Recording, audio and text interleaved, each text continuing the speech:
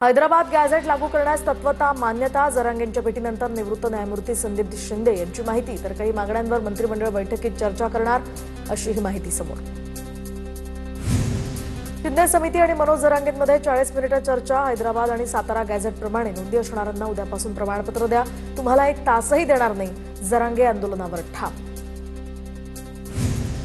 उद्धव ठाकरे आणि मनोज जरांगेंमध्ये फोनवरून चर्चा. अंबादास दानवेंनी उपोषणस्थळी जात जरांगेंची ठाकरेंसोबत फोनवरून चर्चा करून दिली आहे. सरकारनं मागण्यांवर विचार करायला हवा असं ठाकरे म्हणाल्याची जरांगेंची माहिती.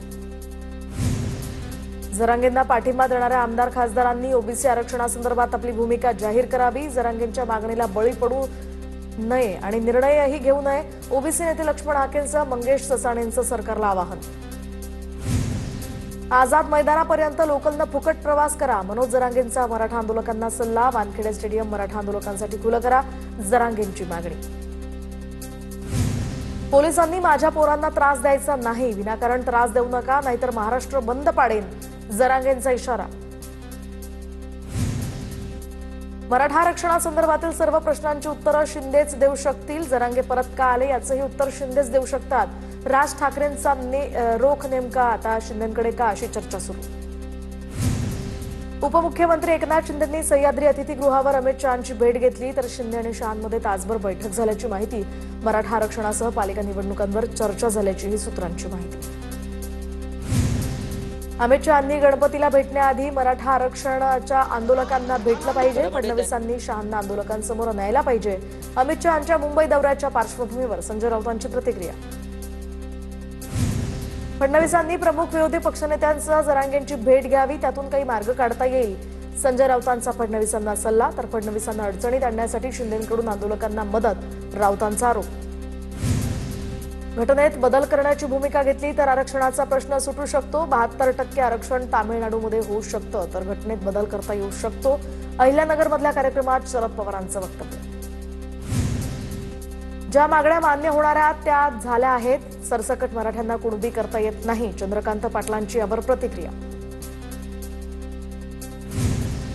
जेव्हा लाखोंचा समाज जमतो तेव्हा त्याची दखल घेणं आवश्यक. ज्याची जबाबदारी त्यांनीच दखल घेणं आवश्यक. बाळासाहेब थोरातांचं वक्तव्य. तर ज्यांच्यावर जबाबदारी तेच गावोगावी भांडणं लावत फिरतायत. बाळासाहेब थोरातांचा राधाकृष्ण विखे पाटलांवर निशाणा. 3 महिन्यांपूर्वीचं आंदोलन होणार होतं त्याची तयारी सुद्धा सुरू होती. सरकारनं आंदोलकांची व्यवस्था करायला हवी होती. काँग्रेसचे प्रदेशाध्यक्ष हर्षवर्धन सपकाळ यांचं वक्तव्य. राज ठाकरेंनी खूप विचारपूर्वक वक्तव्य केलंय. आरक्षण दिल्याशिवाय राहणार नाही असं शिंदे म्हणाले होते. त्यांनी श्रेय घेतलं. सचिन अहिरांची टीका. मुख्यमंत्र्यांचे ओएसडी चर्चेसाठी जातात हे चाललंय काय. समितीमधील लोक आज जागे झाले. अगोदर बोलणी का केली नाही. जरांगेंचं आंदोलन संपवण्याचं हे काम सुरू आहे. ठाकरेंच्या सेनेचे आमदार सचिन अहिर यांची टीका. मराठा आरक्षणाच्या मुद्द्यावर समाधानकारक तोडगा निघावा. मराठा समाजाला न्याय मिळावा ही अपेक्षा. मराठा आंदोलनावर अभिनेता रितेश देशमुखांची सोशल मीडियावर पोस्ट. आपल्या खांद्यावरचं ढेकूण झटकण्याचं काम फडणवीसांनी केलं. राऊतांची टीका. तर राऊत आंदोलनकर्त्यांना ढेकूण म्हणाले. मराठा आंदोलक ढेकूण नसून संघर्ष योद्धे आहेत. नवनाथ बन यांचा पलटवार. सोयी सुविधा देणं हे महापालिकेचं काम आहे. मराठ्यांच्या पोरांचं पाणी बंद केल्यास बीएमसी आयुक्तांना सुट्टी नाही. जरांगेंचा थेट इशारा. आझाद मैदानावर पालिकेकडून आंदोलकांसाठी व्यवस्था. अग्निशमन विभागाकडून रात्रीच्या वेळी प्रकाश व्यवस्था. तर 4 वैद्यकीय पथकं 2 रुग्णवाहिकाही सज्ज. तसंच पाण्याचे टँकर सुद्धा उपलब्ध करून दिले आहेत. मराठा आंदोलकांसाठी स्वच्छतागृहांची व्यवस्था. मुख्यमंत्री फडणवीसांच्या सूचनेनंतर आंदोलकांसाठी स्वच्छतागृह आणि पाण्याची व्यवस्था. सीएसएमटी स्थानकावर मराठा आंदोलकांची गर्दी. नवी मुंबईला जाण्यासाठी प्लॅटफॉर्मवर मोठी गर्दी. मराठा आंदोलकांची मुंबईतल्या प्रसिद्ध अशा जहांगीर आर्ट गॅलरीमध्ये जोरदार घोषणाबाजी. पेंडिंग असलेल्या दर्शनीय भागातील जागेत जात मांडला ठिय्या.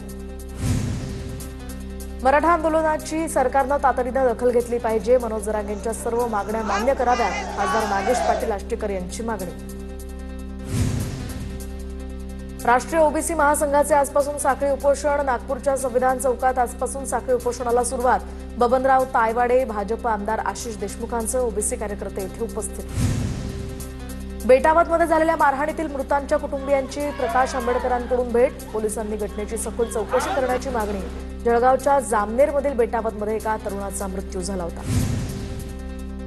धनंजय मुंडेंनी परळीतील नुकसानग्रस्त भागाचा आढावा घेतला. अतिवृष्टीमुळे बाधित पिकांचं सरसकट पंचनामे करावेत. पुराच्या पाण्यानं 3 गावांमध्ये नुकसान झालं, त्या गावांचे स्वतंत्र पंचनामे करा. धनंजय मुंडेंच्या प्रशासनाला सूचना. सिंधुदुर्गच्या करूळ घाटात सूर्यास्त पॉइंट नजीक दरड कोसळल्यामुळे वाहतूक विस्कळीत. प्रशासनाकडून दरड हटवण्याचं काम सुरू. नांदेडमध्ये पालकमंत्री अतुल सावेंसमोर शेतकऱ्यांनी घातला गोंधळ. नांदेडच्या बिलोलीतील हुनगुंदा या गावातला प्रकार. सावेंनी बांधावर येऊन पाहणी करावी, शेतकऱ्यांची मागणी. परभणीमध्ये सोयाबीन पिकांवर मोठ्या प्रमाणावर अळीचा प्रादुर्भाव, तर शेतकऱ्यांकडून फवारणी करत पिकं वाचवण्याचाही प्रयत्न. धुळे जिल्ह्यात 2 दिवस पावसाच्या सरी. जिल्ह्यातील मध्यम प्रकल्पातील जलसाठा वाढला. 12 प्रकल्पांमध्ये 65%, तर लघु प्रकल्पामध्ये 55% जलसाठा. पाणी टंचाईची समस्या आता दूर.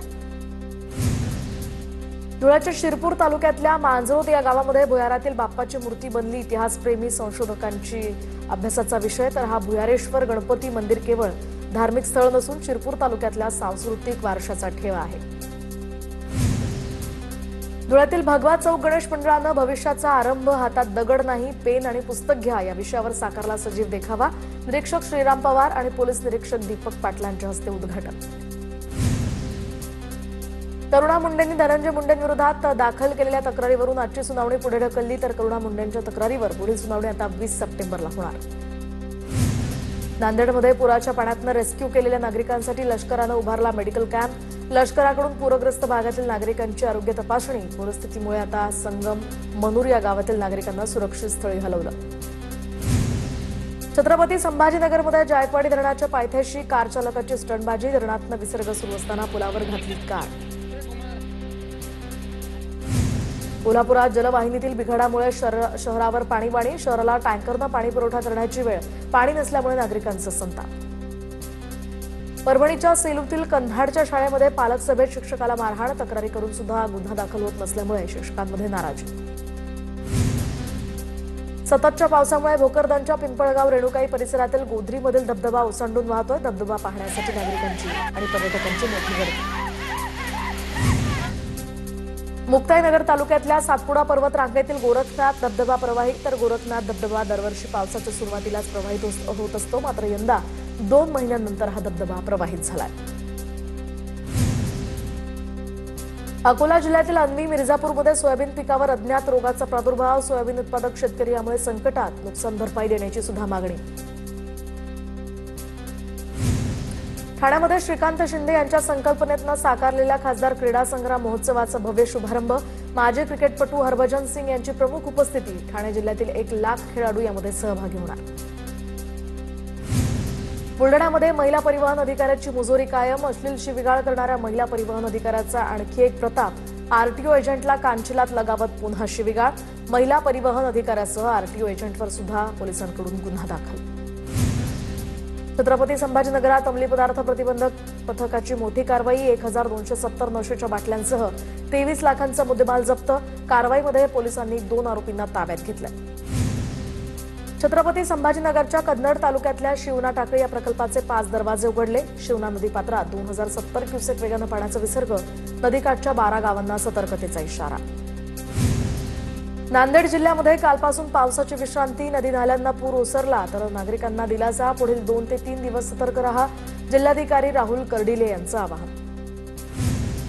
रत्नागिरीच्या लांजा शहरामध्ये मुंबई गोवा महामार्गाचं काम सुरू. तर शहरात वाहतूक कोंडी होऊ नये यासाठी लांजा पोलिसांकडून विशेष काळजी.